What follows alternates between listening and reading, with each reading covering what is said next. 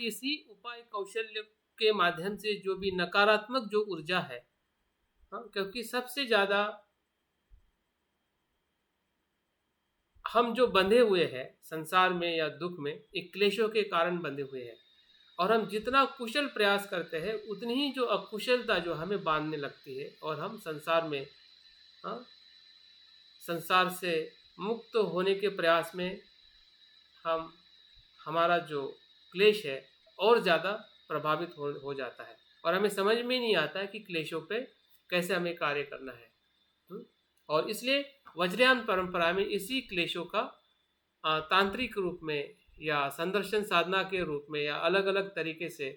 उसका रूपांतरण करने की जो अलग अलग बोधिसत्व और बुद्ध को जो निर्माण किया गया है, ताकि हम उस ऊर्जा को इस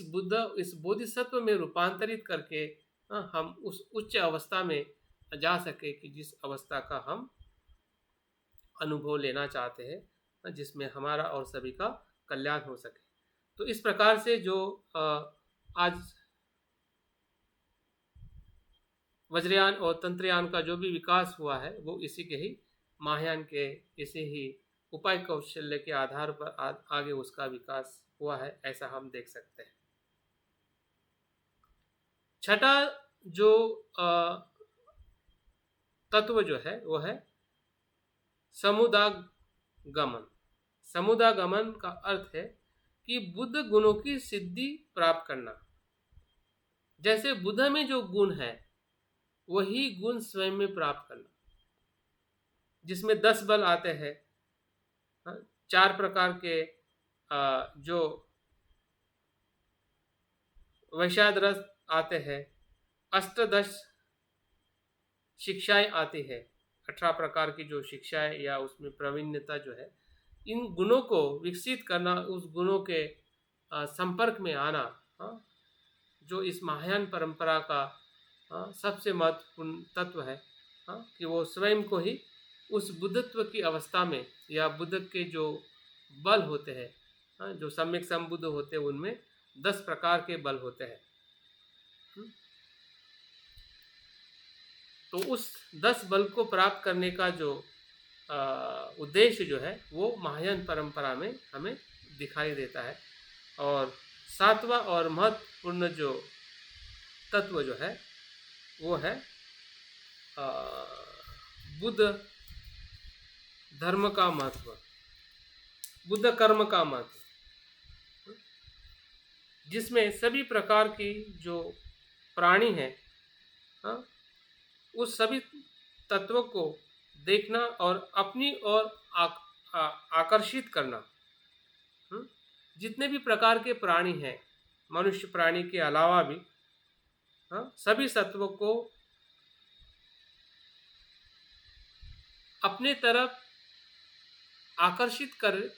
करे इस प्रकार की देशना देना, जिसे बुद्ध कर्म कहते हैं। सभी सत्वों को अपने तरफ आकर्षित करे, इस प्रकार की देशना देना, इस प्रकार का उपदेश देना, ये महायान परंपरा की सबसे बड़ी विशेषता है, जिसमें सभी लोगों का कल्याण हो सके। क्योंकि हम सिर्फ लोगों का कल्याण करने की भावना रख के हम छूट नहीं सकते। अगर हम कहते हैं कि लोगों का कल्याण मैं करना चाहता हूँ या करने का अगर मैं संकल्प लेता हूँ, तो हमने ऐसा कर्म करना पड़ेगा या ऐसी स्किल को या ज्ञान को विकसित करना पड़ेगा कि हम ऐसा उपदेश दें, ऐसी बात करें, ऐसी वाणी करें, ऐसी मित्रता करें कि वो हमारे तरफ या बुद्ध की तरफ वो आकर्षित हो सके। ये जब तक हम नहीं करते हैं तब तक सही अर्थ में जो लोगों के हित कल्याण की जो हम कामना कर रहे हैं वो सिर्फ कामना रहेगी, वो सही अर्थ में हमारे माध्यम से या बोधिसत्व के माध्यम से वो कार्य संपन्न नहीं होगा। तो बोधिसत्व के माध्यम से अगर कार्य संपन्न हो रहा है, इसका मतलब वो बोधिसत्व इस प्रकार से अपनी बातों को या अपनी देशना को उनके अनुसार प्रस्तुत करते हैं, उनकी आवश्यकता के, उनकी रुचि के अनुसार, ताकि वो बौद्ध धर्म की तरफ या बुद्धत्व के मार्ग की तरफ वो आकर्षित और श्रद्धावान हो सके। तो इस प्रकार से अगर हम महायान जो 7 प्रकार की जो विशेषता जो है, जो सूत्रालंकार में नागार्जुन आचार्य ने जो दी हुई है, यही पूरे इस ग्रंथ का एक पार्श्वभूमि है, जिस पार्श्वभूमि से नागार्जुन माध्यमिका की जो परंपरा है, जो नागार्जुन से लेकर चंद्रकीर्ति से होते हुए शांतिदेव आचार्य तक जो सूत्र का अभ्यास करते हुए और स्वयं के चिंतन और अनुभव के साथ अपने आप को बोधिसत्व के मार्ग पर प्रस्थापित करते हुए जो उन्होंने रचना का जो प्रस्तुतिकरण किया है, तो हम कह सकते हैं कि एक शांतिदेव के आचार्य की रचना में हमें कम से कम 5 से 6 जो बौद्ध आचार्यों का दर्शन हमें प्राप्त होता है, जिसमें नागार्जुन का शून्यतावाद है, असंग और वसुबंध का योगाचार और विज्ञानवाद है, और उससे भी आया हुआ जो दोनों का चिंतन करते हुए जो चंद्रकीर्ति जी ने जो उसको और उसकी जो गहराई है, गहराई से कैसे उसको अपने अस्तित्व में या शून्यता में और सूक्ष्मता से देखने का जो तरीका चंद्रकीर्ति ने बताते हुए जो अपने सूत्रों में या शास्त्रों में लिखा है, उन सभी का अनुसरण करते हुए, अभ्यास करते हुए शांतिदेव आचार्य ने हमें ये जो रचना हमारे सामने प्रस्तुत की है, तो एक प्रकार से हम कह सकते हैं कि ये सभी का निचोड़ है जो बोधिचर्या अवतार में उन्होंने हमारे सामने प्रस्तुत किया। और इसलिए तिबेटियन परंपरा में या बाकी सभी बौद्ध परंपराओं में शांतिदेव आचार्य का जो कार्य जो है, विशेषता इस ग्रंथ के और उनके पूरे जीवन का जो निचोड़ है, शांतिदेव आचार्य क्या है, भले उनके इतिहास के कुछ पन्नों में बहुत कम जानकारी मिलती है, लेकिन इस ग्रंथ के रचना के पन्नों में हर जगह पे हमें शांतिदेव आचार्य बोधिसत्व के रूप में हम देख सकते हैं। भले उनके ऐतिहासिक रूप में हमें जो कुछ ही बातें मिलती है कि वो किसके पुत्र थे, उन्होंने गृह त्याग कब और कैसे किया, या उसमें भी थोड़े कुछ मतभेद भी ऐतिहासिक कार के हो सकते हैं, कोई ये कहता है कोई वो कहता है, लेकिन उनके साहित्य में हमें किसी प्रकार का भी मतभेद दिखेगा नहीं, क्योंकि हम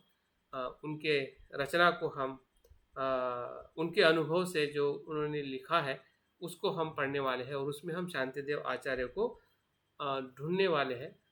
बल्कि उनको ही नहीं बल्कि हम अपने आप को भी उसमें ढूंढने वाले हैं कि मैं उस मार्ग पर कहाँ पे खड़ा हूँ, मेरा मन, मेरी जो भावनाएं है या मेरे जो विचार है या मेरा जो मार्ग जो है एक मनुष्य होने का और मानवता का, किस प्रकार से उस पथ पर मैं लेके जा रहा। तो यही है महायान परंपरा के